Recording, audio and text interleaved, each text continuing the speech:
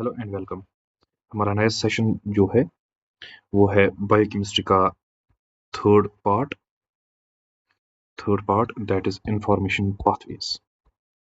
बहुत ही important portion है, ठीक है ना। इन इंफॉर्मेशन पाथवेज में जो है हम स्टडी करेंगे चार चीजें। एक, डीएनए रेप्लिकेशन। इसी डीएनए रेप्लिकेशन के साथ जो है हम रिपेयर इसका पढ़ेंगे, डीएनए रिपेयर कैसे हो जाता है एंड ये रिकॉम्बिनेशन कैसे कर लेता है, जैसे कि आप लोगों ने पढ़ा होगा कि क्रोमोसोम रिकॉम्बिनेशन वगैरह, ठीक है ना। दूसरे चैप्टर में जो है ये रहा पहला चैप्टर। दूसरा चैप्टर जो है इसमें जो है हम ट्रांसक्रिप्शन पढ़ेंगे, ठीक। तीसरे चैप्टर में जो है हम पढ़ेंगे ट्रांसलेशन। नॉर्मल सी बात है, as such all of you know. And the last and the fourth portion जो है इसमें we are going to study the gene regulation, most important, ठीक है ना।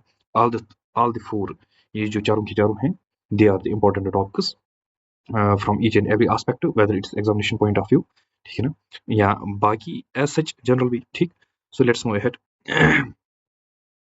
तो क्या है कि यस, हम जो है चैप्टर नंबर फर्स्ट लेंगे दैट इज डीएनए रेप्लिकेशन। अब रिपेयर और रिकॉम्बिनेशन को पहले छोड़ दो, बिकॉज डीएनए रेप्लिकेशन को कंप्लीट करने के लिए we need to have at least 4 to 5 videos, even more than that. Then after we'll go through the repair and the recombination process. And you know, even कि इस डीएनए रेप्लिकेशन टॉपिक में भी we have to study so many terms, so many experiments, so as to complete it. Okay, so let's begin. DNA replication, तो simple replication है क्या, आप लोगों को पता होनी चाहिए कि अगर एक सेल है, वेदर प्रोकैरियोटिक और यूकैरियोटिक सेल, कोई भी cell, whether it's prokaryotic cell और eukaryotic cell, when the cell undergoes the process of mitosis or meiosis, the cell division, the cell passes its DNA, okay, passes its DNA to daughter cells, ठीक है ना, to daughter cells। क्यों? Because कि जो mother cell के पास जो DNA था, इस डीएनए के पास सारी इंफॉर्मेशन थी ना, क्या थी? सारी information to conduct all the life process.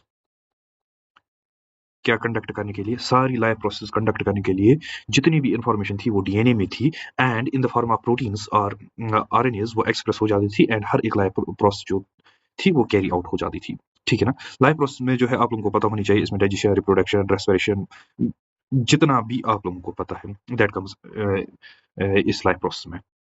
अब जो नई सेल्स बनी that is the daughter cells, अब इनको भी तो लाइफ प्रोसेस कंटिन्यू करनी है ना, ठीक है ना।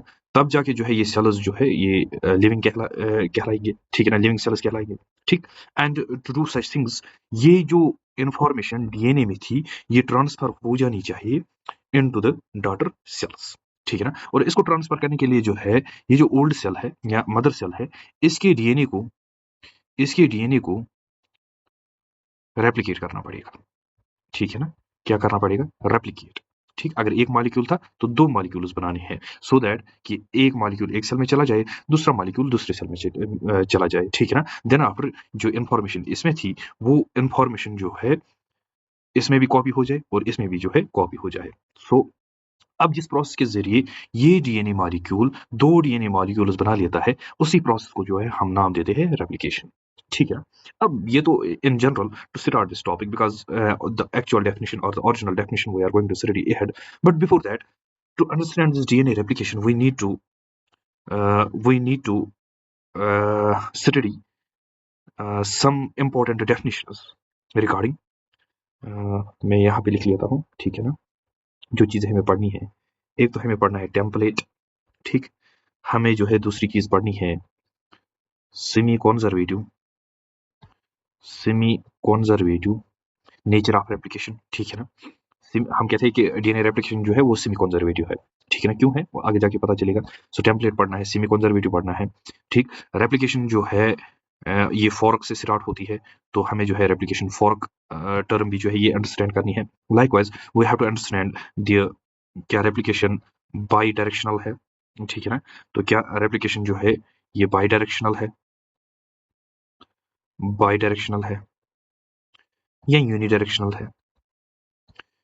ये बाई डायरेक्शनल क्या हुआ, यूनिडायरेक्शनल क्या हुआ, ये भी जो है हमें स्टडी करना है। And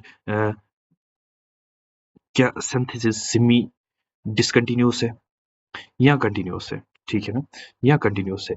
so these are some of the few terms जो है जो मैंने यहाँ पे हाईलाइट की, rest of the terms we'll be dealing along with the original topic, that is the DNA replication. So let's take the first definition, that is the first term, sorry, that is a template, and let's try to understand it. देखो मैं कोई भी DNA molecule लूँ, ठीक है ना, मैं जो है डीएनए मॉलिक्यूल सर्कुलर भी ले सकता हूँ, लीनियर भी ले सकता हूँ, ठीक है ना। सर्कुलर डीएनए मॉलिक्यूल कहाँ पे पाया जाता है? इन केस ऑफ यहाँ पे मैं लिख लूँ, सर्कुलर डीएनए मॉलिक्यूल जो है वो पाया जाता है इन केस ऑफ प्रोकैरियोट्स, याद रखना, प्रोकैरियोट्स सर्कुलर डीएनए मॉलिक्यूल, ठीक है ना। और किस में पाया जाता है? माइटोकॉन्ड्रिया में, माइटोकॉन्ड्रिया में एंड क्लोरोप्लास्ट में, क्लोरोप्लास्ट में, ठीक है ना। तो यहाँ पे जो है सर्कुलर डीएनए मॉलिक्यूल पाया जाता है, और लीनियर डीएनए मॉलिक्यूल जो है you will find that in nucleus, और न्यूक्लियस किन में पाया जाता है? In case of eukaryotic cells, किन में पाया जाता है? यूकैरियोटिक सेल्स में, ठीक है ना। होप यहाँ तक जो है आप लोगों को जो है बात क्लियर होनी चाहिए, बात क्लियर, ठीक। अब देखो टेम्पलेट को अंडरस्टैंड करने के लिए मैंने डीएनए लिया, चलो मान लो कि मैंने जो है अपनी आसानी के लिए मैंने जो है लीनियर डीएनए मॉलिक्यूल लिया, ठीक। इस लीनियर डीएनए मॉलिक्यूल में जो है आप लोग जो है वो देख सकते हो 2 स्ट्रैंड्स है, ठीक। पहली स्ट्रैंड को जो है मैंने बना ली, ठीक, एक कलर से, एंड दूसरी स्ट्रैंड जो है मैं दूसरे कलर से डालना चाहूंगा। कितने स्ट्रैंड्स है इसमें? 2 स्ट्रैंड्स, ठीक। अगर इस डीएनए को रेप्लिकेशन करनी है, ठीक, तो इन स्ट्रैंड्स को जो है अलो करना है डिफरेंट मॉलिक्यूल्स को, इन स्ट्रैंड्स को मैं खोल लूंगा, से कि मैं यहाँ पे जो है ब्लैक स्ट्रैंड लाऊं, ठीक। इस ब्लैक स्ट्रैंड के ऊपर जो है एंजाइम्स आ जाएंगे जिनको हम नाम देते हैं डीएनए पॉलीमरेसिस। क्या नाम देते हैं? डीएनए पॉलीमरेसिस, डीएनए पॉलीमरेसिस, ठीक। ये डीएनए पॉलीमरेसिस क्या करते हैं कि न्यूक्लियोटाइड्स साइटोप्लाज्म से लाए जाते हैं, न्यूक्लियोप्लाज्म से लाए जाते हैं, ठीक। और इस डीएनए स्ट्रैंड के ऊपर जो है इनकी पॉलीमराइजेशन की जाती है, जोड़े जाते हैं, ठीक है ना। लेकिन जोड़े किस बिना पे जाते हैं कि जो न्यूक्लियोटाइड आए, फॉर एग्जांपल मैं यहाँ पे जो है एक न्यूक्लियोटाइड लूँ, यहाँ पे न्यूक्लियोटाइड लूँ, ऑलरेडी स्ट्रैंड में न्यूक्लियोटाइड है, ठीक है ना, बेस है। तो जो इनकमिंग न्यूक्लियोटाइड है, नया न्यूक्लियोटाइड है, ये करेगा कॉम्प्लीमेंट्री बेस पेयरिंग, ठीक है ना, किसके साथ? जो ओरिजिनल स्ट्रैंड में है, जो ओल्ड स्ट्रैंड में है, ठीक है ना। उस बेस पेयरिंग को जो है आप लोगों को याद होना चाहिए, हम नाम देते हैं Watson and Crick base pairing, Crick base pairing, BP, Watson and Crick base pairing, ठीक है ना। तो ये न्यूक्लियोटाइड्स आके इस स्ट्रैंड के ऊपर जमा हो जाएंगे, इस वाली स्ट्रैंड के ऊपर जमा हो जाएंगे, इसका मतलब ये स्ट्रैंड जो है ये एक्ट करती है एज टेम्पलेट। अब बात समझ में आ गई? टेम्पलेट जो है एक ऐसी स्ट्रैंड है जिसके ऊपर न्यूक्लियोटाइड्स लाए जाते हैं और डीएनए पॉलीमरेज जो है इनकी पॉलीमराइजेशन किए देता है, ठीक। लेकिन ये जो नए न्यूक्लियोटाइड्स है ये किस बिना पे जो है इस पुराने स्ट्रैंड पे, इस ओल्ड स्ट्रैंड पे, इस ओरिजिनल स्ट्रैंड पे डिपॉजिट हो जाते हैं by virtue of Watson and Crick base pairing, ठीक है ना। और इसकी बदौलत से जो है आप लोग देख सकते हो कि एक नई स्ट्रैंड जो है वो बन जाती है। यहाँ तक बात क्लियर, ठीक। तो थोड़ा और समझ लेते हैं इसको, और कोशिश कर लेते हैं समझने की। ये ओरिजिनल मदर या मैं कह सकता हूँ कि ये ओल्ड डीएनए है, ठीक है ना। इसे जो है नया बनना है by the process called replication, ठीक है ना। तो रेड स्ट्रैंड को लेते हैं, रेड स्ट्रैंड के ऊपर जो है न्यूक्लियोटाइड्स जमा हो गए तो बनी स्ट्रैंड, ठीक है ना। प्लस इसी तरह आप लोगों के पास ओल्ड स्ट्रैंड थी ब्लैक, ठीक। इस ब्लैक के ऊपर जो है नई स्ट्रैंड जो है वो डिपॉजिट हो गई, बात क्लियर। तो आप लोगों को जो है 2 डीएनए मॉलिक्यूल्स मिले ना, सो बाय वर्च्यू ऑफ किसके जरिए?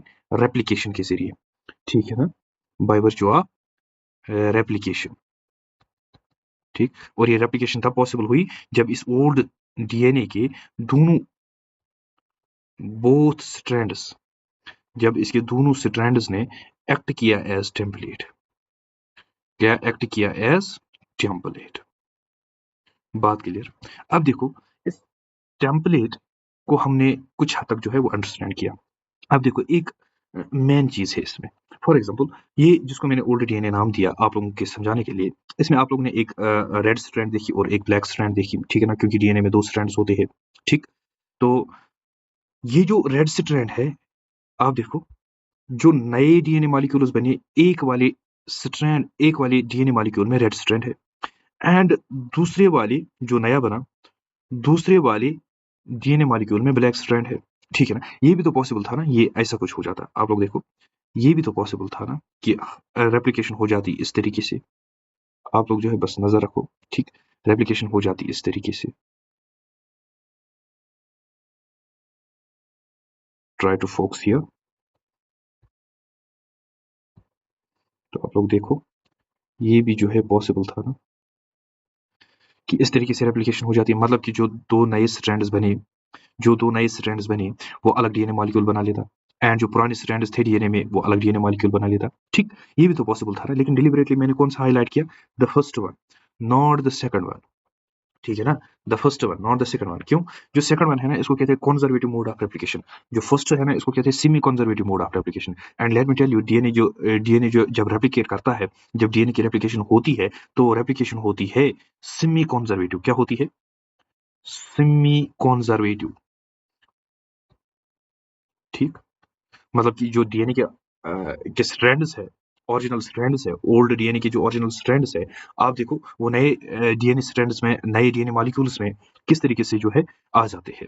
सो this mode of replication is called as semi conservative, while as this the second one it's called as conservative. लेकिन जब याद रखना है, जब डीएनए रेप्लिकेशन कर लेता है तो it follows which mode, that is the semi conservative. To go through this semi conservative replication, ये है क्या और ये कॉन्सेप्ट दिया किसने, we have to go through the next video, क्योंकि वीडियो का साइज जो है अब बड़ा होने जा रहा है, more than 15 minutes I think.